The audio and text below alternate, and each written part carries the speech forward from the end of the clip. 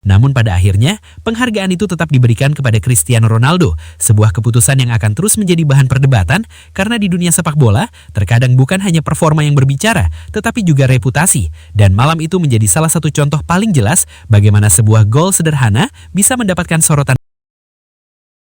Encara Messi, encara Messi, encara Messi, encara Messi, encara Messi, encara Messi, encara Messi, encara Messi, encara Messi, encara Messi, gol, gol, gol, gol, gol, gol, gol, gol, gol, gol, gol, gol, gol, gol.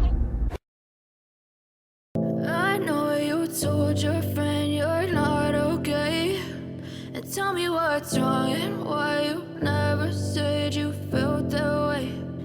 Guess you're trying to stay strong and fake. Pertandingan malam itu seharusnya menjadi salah satu laga yang biasa saja bagi Al Nassr. Lampu terang menyinari lapangan dan semua mata tentu tertuju pada sosok paling terkenal di lapangan, yaitu Cristiano Ronaldo, pemain yang selalu menjadi pusat perhatian dimanapun ia bermain.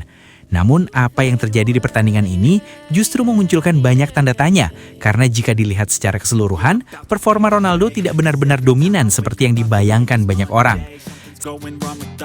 Sejak menit awal, Al Nassr mencoba menguasai permainan. Bola bergerak cepat dari lini belakang menuju lini tengah, dan beberapa pemain terlihat bekerja keras membangun serangan.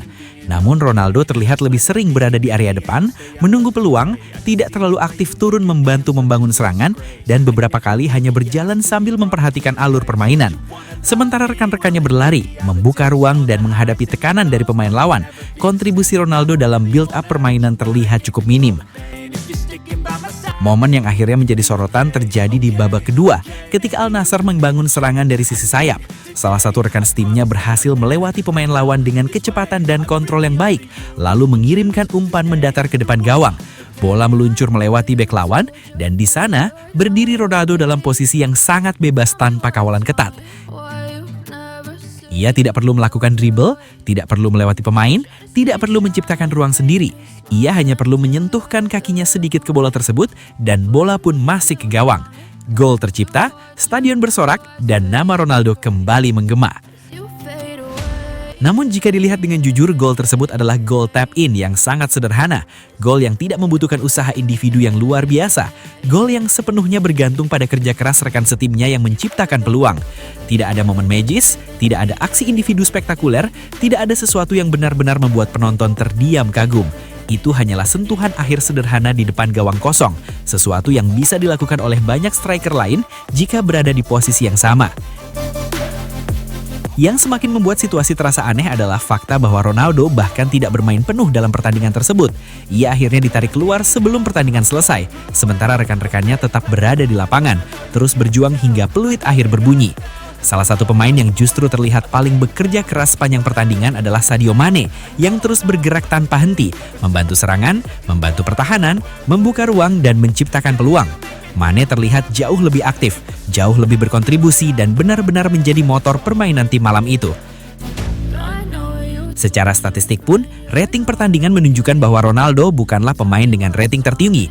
Bahkan ada beberapa rekan setimnya yang memiliki rating lebih baik, kontribusi lebih besar, dan dampak yang lebih nyata dalam jalannya pertandingan.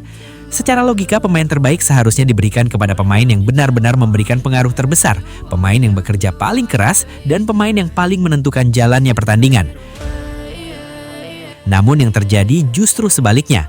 Setelah pertandingan berakhir, Cristiano Ronaldo dinobatkan sebagai pemain terbaik pertandingan. Keputusan ini langsung memunculkan banyak reaksi.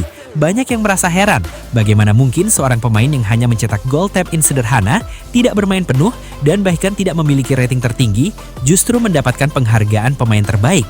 Banyak yang mulai mempertanyakan, apakah penghargaan tersebut benar-benar diberikan berdasarkan performa atau hanya berdasarkan nama besar. Situasi ini terasa semakin kontras ketika kita melihat apa yang dilakukan Lionel Messi bersama Inter Miami dalam pertandingan yang berbeda. Di sana, Messi menunjukkan sesuatu yang benar-benar berbeda, sesuatu yang bukan sekedar gol biasa, tetapi sebuah mahakarya yang menunjukkan kejeniusan sepak bola. Momen itu dimulai dari tengah lapangan, ketika Messi menerima bola dengan tenang.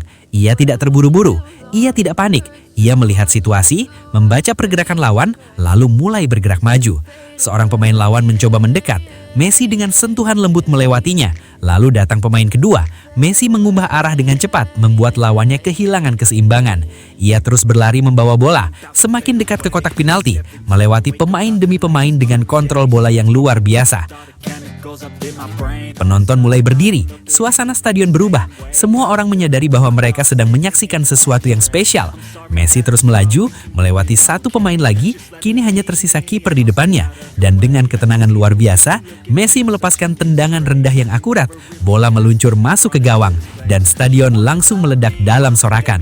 Itu bukan sekedar gol. Itu adalah gol yang lahir dari kejeniusan, gol yang diciptakan dari tengah lapangan, gol yang melewati banyak pemain, gol yang menunjukkan keberanian, visi, teknik, dan kontrol yang perfekta. Gol seperti itu tidak bisa diciptakan oleh sembarang pemain. Gol seperti itu adalah bukti kualitas individu yang luar biasa. Perbandingannya sangat jelas. Di satu sisi ada gol tap-in sederhana yang bergantung sepenuhnya pada kerja rekan setim. Sementara di sisi lain ada gol yang diciptakan sendiri dari awal hingga akhir. Di satu sisi ada pemain yang tidak bermain penuh namun mendapatkan penghargaan pemain terbaik. Sementara di sisi lain ada pemain yang menciptakan momen magis yang benar-benar mengubah jalannya pertandingan. Inilah yang membuat banyak penggemar merasa bingung dan mempertanyakan keputusan tersebut. Karena sepak bola seharusnya menghargai kontribusi nyata di lapangan, bukan hanya nama besar. Banyak yang merasa bahwa pemain seperti Sadio Mane justru lebih layak mendapatkan penghargaan tersebut karena kontribusinya terasa sepanjang pertandingan, karena kerja kerasnya membantu tim dari awal hingga akhir. Namun pada akhirnya, penghargaan itu tetap diberikan kepada Cristiano Ronaldo, sebuah keputusan yang akan terus menjadi bahan perdebatan karena di dunia sepak bola, terkadang bukan hanya performa yang berbicara, tetapi juga reputasi. Dan malam itu menjadi salah satu contoh paling jelas bagaimana sebuah gol sederhana bisa mendapatkan sorotan besar, sementara kerja keras yang sesungguhnya justru dilupakan.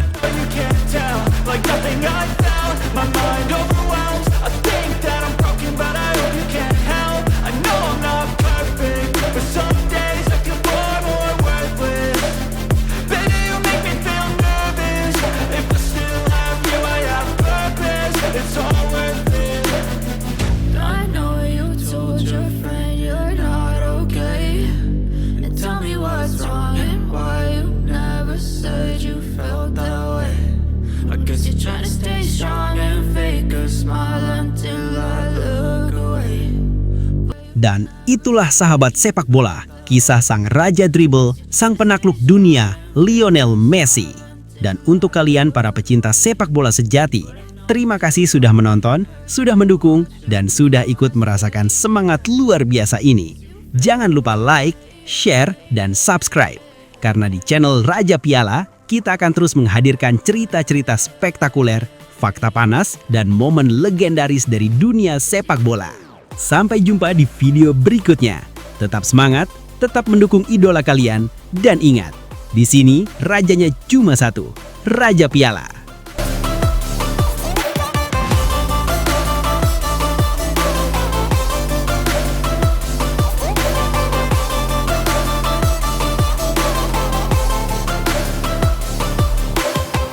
I know you told your friend you're not okay. And tell me what's wrong and why you never said you felt that way. And guess you're trying to stay strong and fake a smile until I look away. But I've known you too long, it hurts to watch